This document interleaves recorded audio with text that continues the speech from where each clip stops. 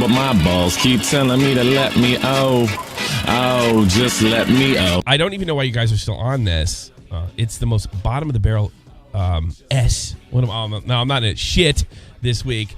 I know you're a news channel, but the only reason you're still reporting this is because you're desperately wanting to fit your right-wing narrative. Basically, SJW at this point.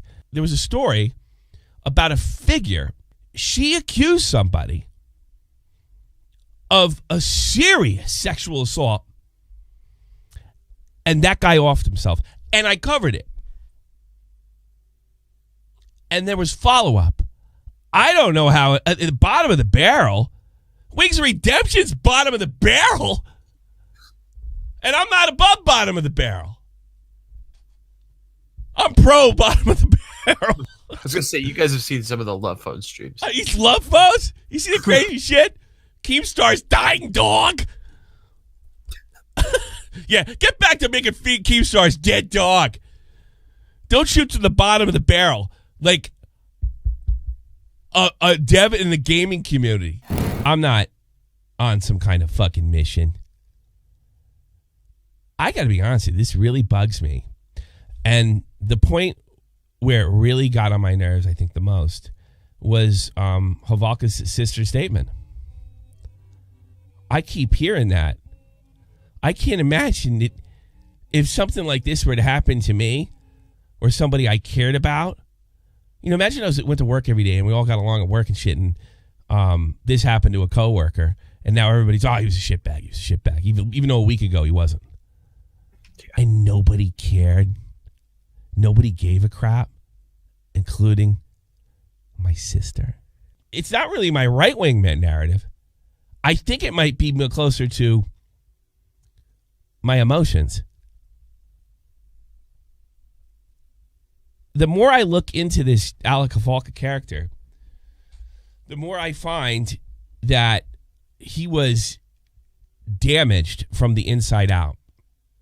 And I'm starting to believe that he was picked not only for convenience and there was a past relationship,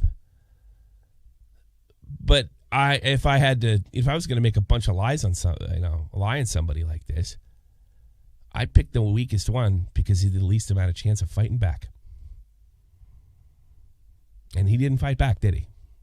In an August 28th statement, Quinn says to be physically confined at Havalka's unit as she was isolated from the outside world. Tweets reveal a different story with Quinn tweeting regularly throughout the time period in Winnipeg with Havalka, sometimes dozens per day, communicating with many others and describing Quinn's time in the city and documenting many excursions.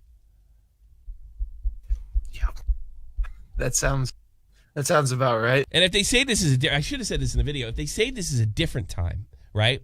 They were working on a game. It's not okay, Cupid. And that's what she said in her allegation statement.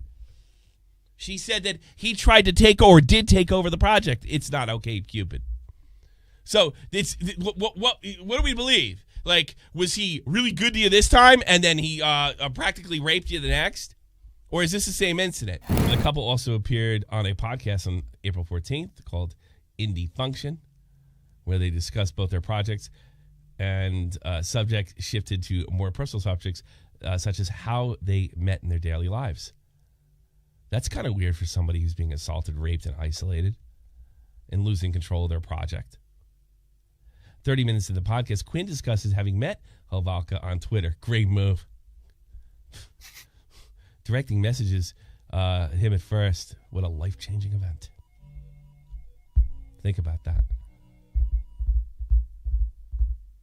What if that DM doesn't happen?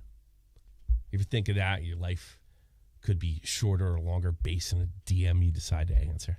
Help was accepted to flee. However, 3 tweets out between April 24th and April 30th demonstrate Quinn is being dishonest about the circumstances surrounding the return to Toronto. In fact, they prove Quinn was aware of the plan to leave at least 10 days prior to the actual departure.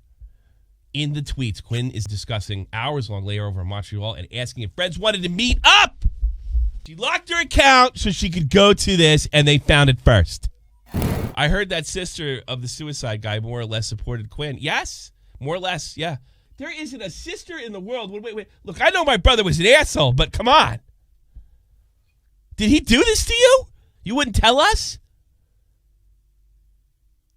Who else did you tell? Like, what happened? What's with these tweets? Why are you saying you're locked up and you're going to Toronto? Early. Why? What happened? My brother's dead. He's not coming back. No birthdays. No Christmas. No nephews. No grandchildren. Why? That's a normal response. Cringe Connor, shit, you're on okay. the air. Cringe Connor. I didn't know who this guy was, right? Before, I listened to the stream, looked him up.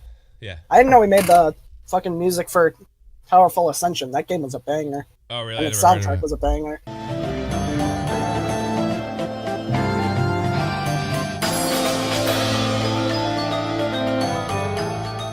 You obviously had something going on, and I know that I'll never know what great things Al Kavalka was capable, only being 30-some-odd years old.